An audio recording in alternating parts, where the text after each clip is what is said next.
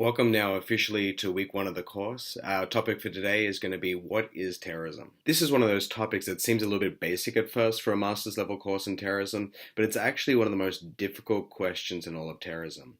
As you'll be going through the readings and videos for this week, you'll see that there is no universally accepted definition for terrorism, which raises a whole slew of potential difficulties. One of the things I want to encourage you all to be thinking this week is, how would you define terrorism? This is an incredibly difficult task, and I'd highly recommend spending some time trying to write down on a piece of paper what you think your definition of terrorism would be. Before diving into the readings and the videos for this week, however, I'd like you all to spend some time on your first discussion board. This first discussion board gives you an opportunity to introduce yourself to the course, to meet your fellow students in the course, and also to start participating in our first vote for the course. For this task, what I'd like you to do is to identify which country you'd be particularly fascinated to study in this course.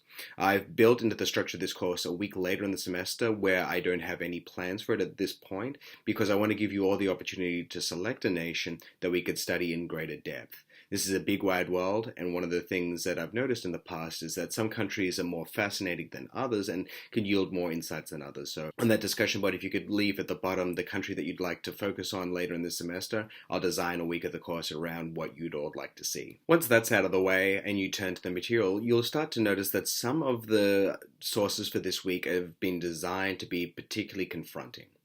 That's really important when studying terrorism, because a lot of the perceptions of what terrorism is and what it is not are quite misleading. And so some of these videos really start to unpack what terrorism is and how we should be understanding it. This is an important step to the scientific understanding of terrorism, which, as you'll see as we progress throughout this course, is an essential pursuit if we'd like to one day prevent terrorism and reduce its incidence in the globe.